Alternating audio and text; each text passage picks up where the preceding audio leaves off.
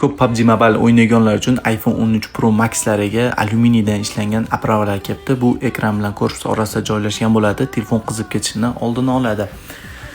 Korpusda ishlar hermetikalangan bo'ladi. Ichiga suyuqlik qo'yish uchun aynan shu chekka joydan tegicha ochilgan holatda bo'lar ekan va shaffof skoch yordamida qatiriladi.